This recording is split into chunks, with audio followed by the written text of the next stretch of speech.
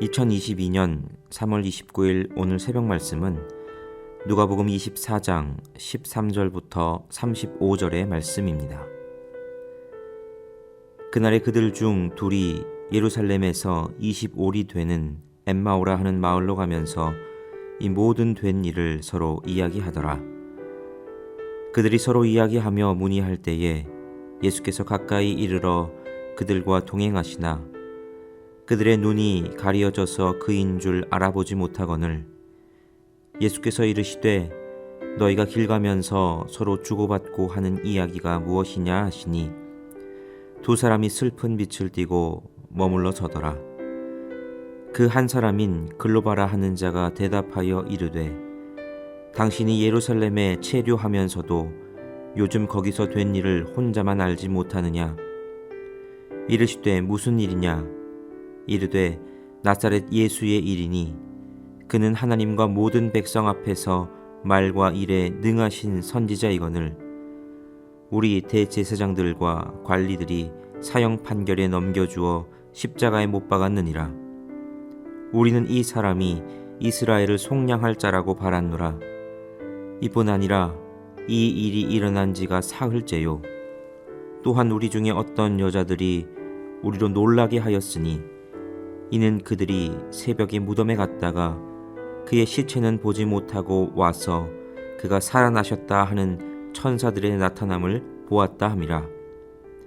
또 우리와 함께 한 자 중에 두어 사람이 무덤에 가 과연 여자들이 말한 바와 같음을 보았으나 예수는 보지 못하였느니라 하거늘 이르시되 미련하고 선지자들이 말한 모든 것을 마음에 더디 믿는 자들이여 그리스도가 이런 고난을 받고 자기의 영광에 들어가야 할 것이 아니냐 하시고 이에 모세와 모든 선지자의 글로 시작하여 모든 성경에 쓴 바 자기에 관한 것을 자세히 설명하시니라. 그들이 가는 마을에 가까이 가매 예수는 더 가려 하는 것 같이 하시니 그들이 강권하여 이르되 우리와 함께 유하사이다. 때가 저물어 가고 날이 이미 기울었나이다 하니 이에 그들과 함께 유하러 들어가시니라. 그들과 함께 음식 잡수실 때에 떡을 가지사 축사하고 떼어 그들에게 주시니 그들의 눈이 밝아져 그인 줄 알아보더니 예수는 그들에게 보이지 아니하시는지라. 그들이 서로 말하되 길에서 우리에게 말씀하시고 우리에게 성경을 풀어주실 때에 우리 속에서 마음이 뜨겁지 아니하더냐 하고 곧 그때로 일어나 예루살렘에 돌아가 보니 11 제자 및 그들과 함께한 자들이 모여 있어 말하기를 주께서 과연 살아나시고 시몬에게 보이셨다 하는지라. 두 사람도 길에서 된 일과 예수께서 떡을 떼심으로 자기들에게 알려지신 것을 말하더라. 오늘 설교를 시작하면서 여러분들에게 좀 이런 어떻게 보면 여러분들에게는 좀 황당한 질문이 될 수도 있는 그런 질문을 해보려고 합니다. 여러분은 부활을 믿으십니까? 아마도 부활을 믿지 않으시는 분이 없겠다 싶습니다. 새벽 말씀까지 귀를 기울이실 정도의 분들이면 부활에 대한 굳건한 믿음을 가지고 계시지 않을까 싶은데요. 예수님께서 부활하셨다 하는 이 사실을 믿지 않고 교회에 나오는 분들은 많지 않을 겁니다. 우리는 예수께서 부활하셨다는 사실을 믿습니다. 그래서 우리는 지금 이 사순절 기간 동안 예수 그리스도의 고난을 묵상하지만 그와 동시에 우리는 그 후에 있을 부활을 소망하고 기다리며 이 사순절을 보내죠. 그런데 그런 우리의 신앙 사이클 중에 우리가 다시 한번 점검해야 할 것은 우리가 부활을 믿는다 하면서 그 부활이 과연 내 삶에 얼마나 영향력을 미치고 있는가 하는 부분이 아닐까 싶습니다. 우리는 예수님을 믿습니다. 그분이 나의 모든 죄를 대신 지시고 십자가에서 죽으심으로 우리를 구원하셨다는 것을 믿죠. 그래서 우리가 이제는 사단의 권세 아래에 있는, 그래서 지옥에 갈 수밖에 없는 죄인이 아니라 하나님의 자녀가 되었고 하나님 나라에 대한 소망을 가진 자가 되었다 하는 것을 붙들고 우리는 신앙생활을 합니다. 그래서 그 은혜에 보답하기 위한 마음으로 열심히 교회 봉사도 하고 하나님을 섬기고 하나님을 위해 살려 하지요. 그런데 가끔 그렇게 신앙생활을 하다 보면 뭔가 빠진 듯한 느낌이 들 때가 있습니다.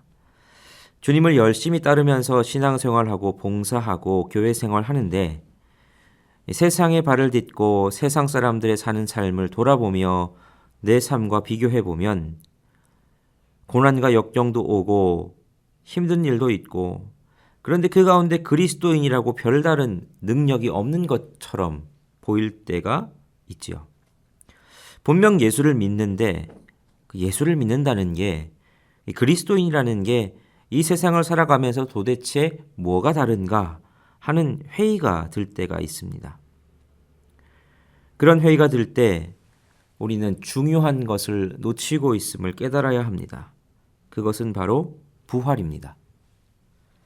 사실 예수 그리스도의 제자였던 사도들, 그리고 그 이외의 제자들, 그리고 초대교회 성도들이 예수 그리스도를 믿음으로 받아들였던 모든 계기는 부활하신 예수 그리스도를 만났고 그분의 부활을 받아들였기 때문입니다. 예수 그리스도의 부활 사건과 그로 말미암은 삶, 그건 그 부활을 경험하기 전과 후가 완전히 달라진다는 것을 의미하는 거였습니다. 그 전까지 열심히 예수를 쫓기는 했는데 뭔가 예수님과 핀트가 어긋나 있었던 것이 제자들의 모습이었다면, 부활하신 예수 그리스도를 만난 이후 그들의 모습은 완전히 달라졌습니다. 그걸 잘 보여주는 이야기가 바로 오늘 본문입니다. 오늘 본문은 예수님의 부활을 목격한 내용 중에 굉장히 흥미로운 이야기이지요. 글로바라 하는 예수님의 제자와 다른 한 명의 제자가 예루살렘을 떠나 엠마오라고 하는 마을로 가는 중에 부활하신 예수님을 만나는 이야기입니다. 자, 그러면 우리 오늘 본문을 통해서 부활하신 예수 그리스도를 만나게 된 이들의 모습, 그 모습을 살펴보고 오늘 우리에게 하시는 하나님의 말씀을 들어보고자 합니다. 첫 번째로 우리가 기억해야 할 사실은 먼저 아무리 사실을 알아도 믿음이 없으면 깨닫지 못한다 하는 것입니다. 자, 이 두 명의 제자들은 예수님이 돌아가신 후 며칠이 안 돼서 예루살렘을 떠나 엠마오라 하는 마을로 가고 있었습니다.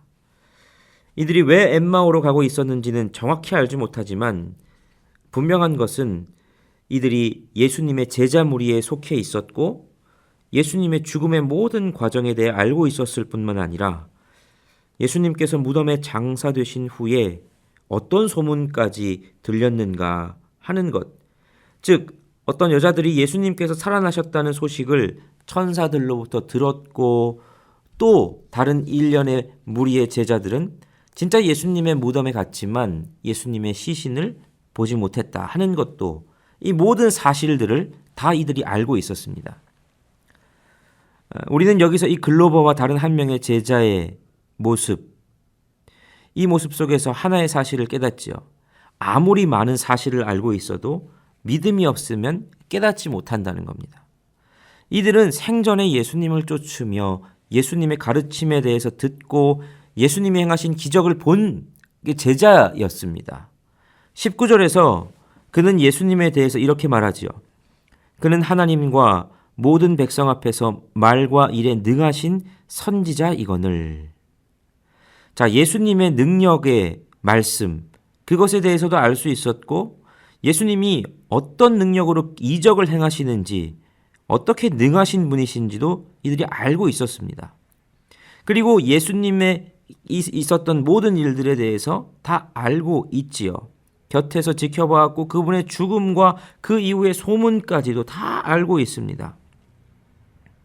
그런데 그런 수많은 예수님에 대한 사실들을 알고 있었음에도 그들은 진정으로 예수님이 누구신지에 대해서는 제대로 알지 못했습니다. 엠마오로 향하는 이 두 명의 제자를 부활하신 예수님께서 찾아오셨습니다. 그런데도 이들은 예수님을 알아보지 못하죠.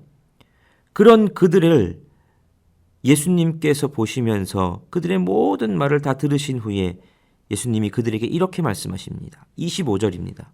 이르시되 미련하고 선지자들이 말한 모든 것을 마음에 더디 믿는 자들이여. 예수님께서 이 제자들을 향해서 미련하고 더디 믿는 자라 말씀하십니다. 지금 이들은 예수님에 대한 사실들은 밤을 새도록 늘어놓을 수 있을 정도로 많이 알고 있는 자들입니다. 그런데 예수님은 이들을 향해서 미련하고 더디 믿는 자다 말씀하십니다. 그것은 이들이 예수님에 대한 사실은 그렇게 많이 알고 있으면서도 정말 그 사실들이 의미하는 것이 무엇인지를 알지 못하고 있었기 때문입니다. 예수님께서 돌아가셨다가 약속하심에 따라 부활하셨습니다. 부활하시고 그 부활하신 주님이 여인들에게 나타나셨고 이미 무덤은 비어 있었습니다. 더 중요한 것은 예수님께서 이 모든 사실을 이미 돌아가시기 전 제자들에게 알려주셨다는 겁니다. 그런데 이들은 예수님의 십자가와 부활을 깨닫지 못하고 있는 것이죠. 사실을 알고 있어도 믿음이 없으면 깨닫지를 못하는 겁니다. 이런 일들은 많이 있어 왔습니다. 초대교회를 대표하는 지도자 중 한 명이었던 예수님의 동생인 야고보가 있습니다. 이 야고보는 학자들의 말에 따르면 베드로보다도 더 초대교회에서 영향력이 있었을 그런 인물로 생각되어지기도 합니다. 그런데 이런 야고보가 예수님이 살아계실 때 예수님을 잘 따르며 믿었을까요?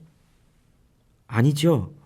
오히려 예수님이 제자들과 함께 다니시는 이 사역하시는 것에 대해서 조롱하는 것이 당시 예수님의 형제들의 모습이었습니다.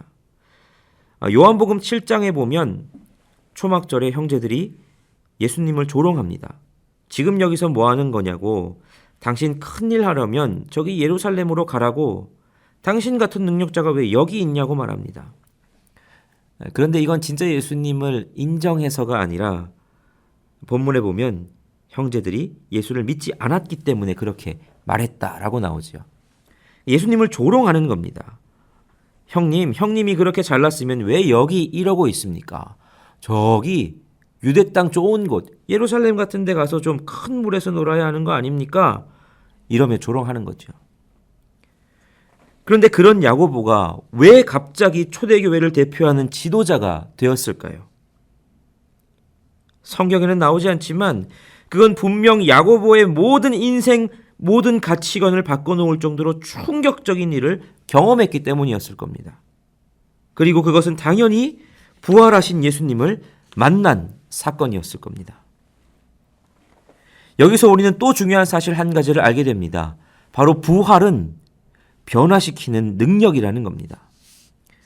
오늘 본문의 주인공인 두 제자는 부활하신 예수 그리스도께서 많은 사실들을 알고 있었음에도 불구하고 자신들이 그 말씀을 풀어주시기 전까지는 몰랐습니다. 부활하신 예수 그리스도께서 비로소 만나 자신들에 대한 말씀을 다 풀어 설명해 주심으로 마음이 뜨거워지는 것을 느꼈지요. 그리고 주님은 십자가 지시기 전에 하셨던 것 같이 제자들에게 떡을 떼어 나눠주십니다. 그리고 그제서야 이들은 부활하신 예수님을 알아보게 되었습니다. 부활하신 예수님을 만난 것이지요. 이제 그들이 변화됩니다. 그들의 목적지가 바뀝니다. 그들은 엠마오가 아니라 예루살렘으로 돌아갑니다. 그리고 그들도 이미 이전에 들었지만 믿을 수 없었던 부활하신 예수님에 대한 이야기를 다른 제자들에게 전합니다. 이들은 완전히 변화된 존재가 되었습니다. 앞서 우리는 그리스도인으로 살아가면서 예수 그리스도를 믿고 구원받고 하나님 나라에 대한 소망을 가지고 살아가지만 뭔가 그리스도인이 도대체 세상 사람들과 뭐가 다른가 하는 고민이 들 때도 있다고 말했습니다. 뭔가 빠진 것 같은 느낌이 들 때도 있다고 했지요. 그리고 그건 바로 부활이라 말씀드렸습니다. 우리가 그리스도를 만나고 그 부활의 능력을 경험하고 살아가는가 그렇지 않은가의 차이가 그리스도인의 삶의 질을 결정하는 것이죠. 초대교회 교인들은 어떤 자들이었는지 아십니까? 부활하신 예수 그리스도를 만난 자들이었습니다. 그들이 그렇게 능력 있는 삶을 살 수 있었던 것은 그들이 부활을 경험했기 때문이었습니다. 예수님을 조롱했던 형제 야고보가 초대교회 지도자가 될 수 있었던 이유, 예수님의 대적자 사울이 이방인의 사도 바울이 될 수 있었던 이유, 이 모든 것은 바로 부활입니다. 그리스도인을 그리스도인 되게 하는 능력, 그것이 바로 부활인 것이죠. 부활절을 기다리며 사순절을 보내는 우리 스스로에게 질문을 해보시죠. 여러분은 부활의 능력을 경험하고 그 부활의 능력이 여러분의 삶에 영향을 끼치고 있습니까? 그리스도인이 그리스도인다울 수 있는 힘, 그 부활을 여러분들은 경험하고 계십니까? 부활절을 기다리며 부활하신 예수 그리스도를 경험하기를 간절히 소망하는 하루가 되기를 바랍니다. 그리고 그 주님의 능력을 힘입고 오늘 하루 능력 있는 그리스도인으로 살아가는 저와 여러분이 되시기를 간절히 바랍니다. 기도하시겠습니다. 살아계신 하나님, 그리고 주님의 부활의 능력으로 우리도 그 부활에 참여하며 능력 있는 그리스도인으로 살기를 원하시는 하나님, 오늘 말씀에 결단하여 부활에 대한 소망으로 이 하루를 시작합니다. 우리 각자의 십자가를 기꺼이 지고 주를 쫓을 수 있는 이유도 부활의 소망이 우리에게 있기 때문입니다. 때로는 십자가가 무거워 그 부활의 소망을 잊어버리기도 하고 다른 방법을 이리저리 찾아 헤매기도 하는 연약한 모습이 우리에게 있습니다. 그러나 사순절을 보내는 이때 우리의 소망이 더 굳건히 세워지게 하여 주시며 주의 부활의 능력을 더욱 힘입기를 간절히 소원하오니 주님, 우리에게 힘과 능력을 더하여 주옵소서. 오늘 하루의 삶을 살아갈 때에도 부활의 소망으로 말미암는 기쁨과 감사가 우리의 삶 가운데 끊이지 않게 하여 주시고 그 기쁨과 감사가 흘러넘쳐 부활의 증인으로서의 사명도 능히 감당하는 하루가 되게 하여 주옵소서. 예수 그리스도의 이름으로 기도하옵나이다. 아멘.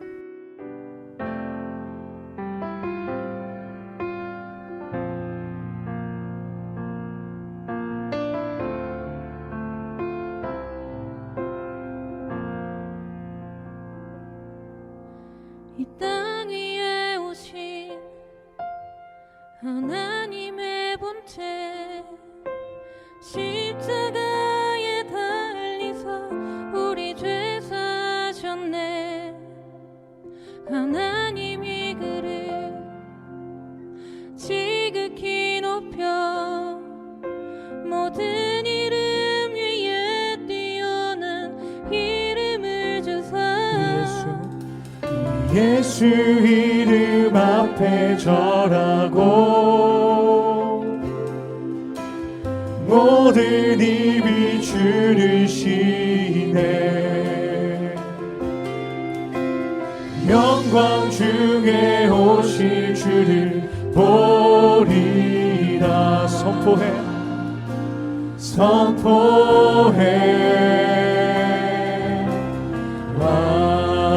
왕께 만세. 존귀와 위엄을 찬양해. 왕께 만세. 주의 예수 하나님. 아멘. 우리 고대하며 나아갑니다.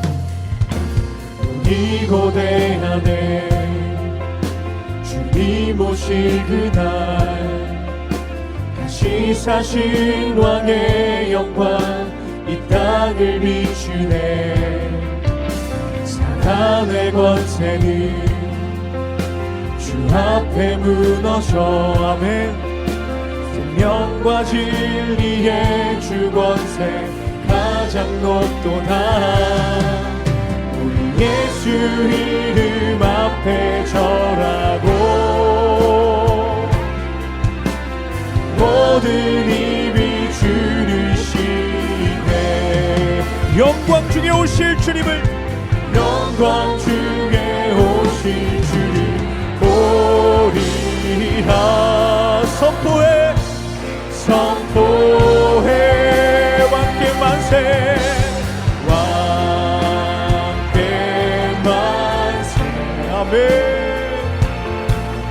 존귀와 위엄을 찬양해 왕의 왕께 만세 주 예수 왕께 만세 왕께 만세